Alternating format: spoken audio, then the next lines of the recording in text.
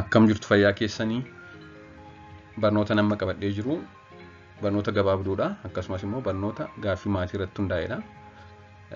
Faayidaa fi miidhaa baqaqsanii yaaluun da'uun yookaan siizeeraa sakshiniin da'uun maadha kan jedhu.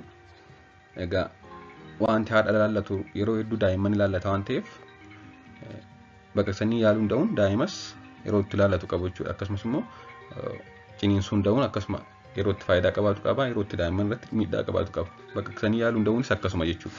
Kanaaf mee faayidaa fi miidhaa baqaqsanii yaaluun haadhaaf daa'ima irratti qabu maadha kan jedhu akka armaan gadiitti haa ilaallu. Haati tokko hanga rakkoon ittisu yookaan dhorku hin jiraannetti ciniinsuun kan da'uu qabdu. Haaluma uumamaadhaan jechuudha. Da'umsi ciniinsuun hanga barbaadamu deemaa hin jiru taanaan jechuunis erga ciniinsuun jalqabee ciniinsuun hanga barbaadamu deemaa hin jiru taanaan filannoon biraan maadha? Tokkoffaan qoricha yookaan dawaa ciniinsuu jajjabeessu yookaan deeggaru. Inni kun augmentation jedhama, augmentation of labor yookaan immoo baqaqsanii yaaluun da'uudha. Kana lamaan keessaa kam ta'uu akka qabu garuu haala haatiif daa'imni keessa jirtu waan hedduu ilaaluudhaan ilaalcha keessa gashuudhaan ogeessi da'umsa sana hordofaa jiru ilaalee ni murteessa jechuudha.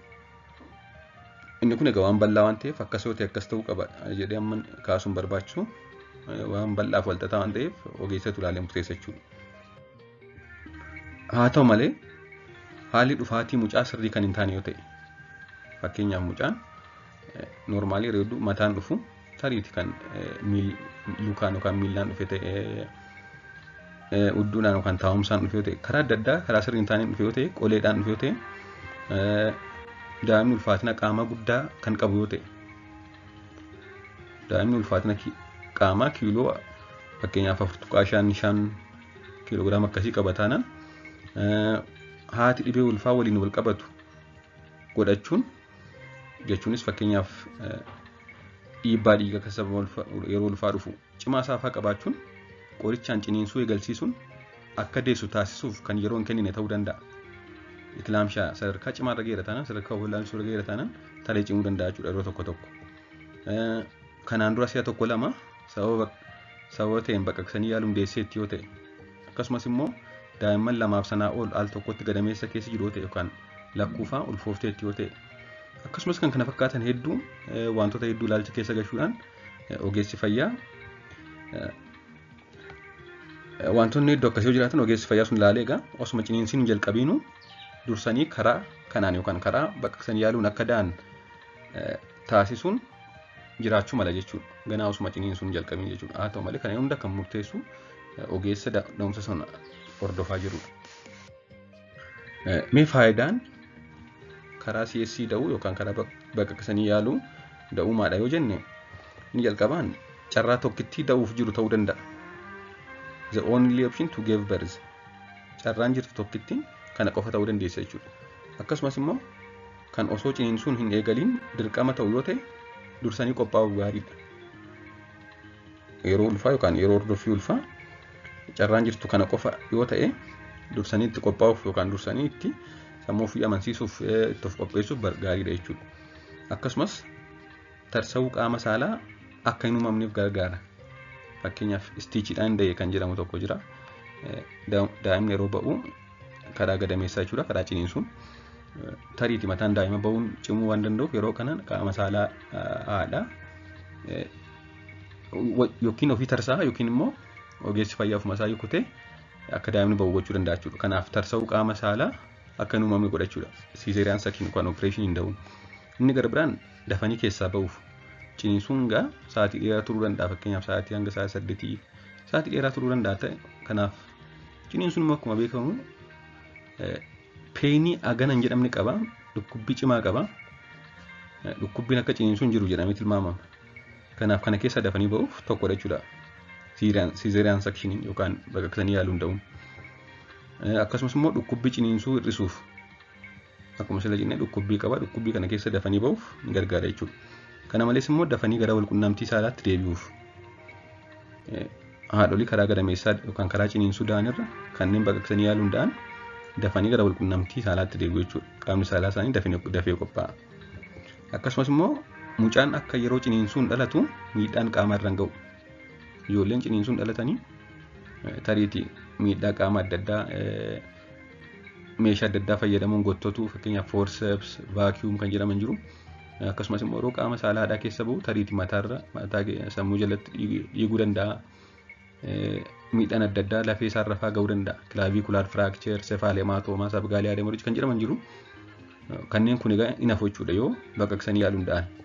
Akkasumas immoo dhibeewwan tokko tokko akka haadha daa'imatti hin dabarre ni hir'isa. Fakkeenyaaf haati infekshinii herpes simplex jedhamu qabdi taanaan genital herpes kan jedhamu wanti kun akka haadha daa'imatti hin dabarre baqaqsanii yaaluu ni taasisa jechuudha. Akkasumas immoo dhibeewwan akka HIV, dhibeewwan tokko tokko kanneen haadha daa'imatti darban ogeessi ilaaluun yoo murteesse carraa darbuu isaa ni hir'isa jechuudha.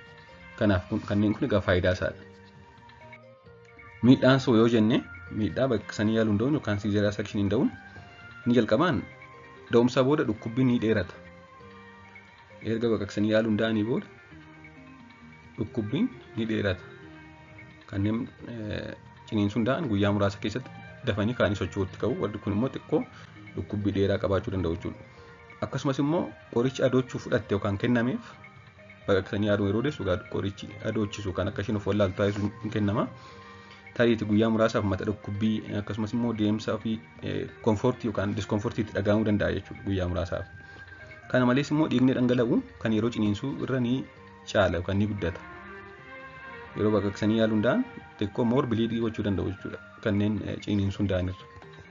Akkasumas bakki baqaqsame yookaan bakki baqaqsamee yaaluu danda'anii suni infekshinii godhachuu mala bakki madaan isaanii jechuudha.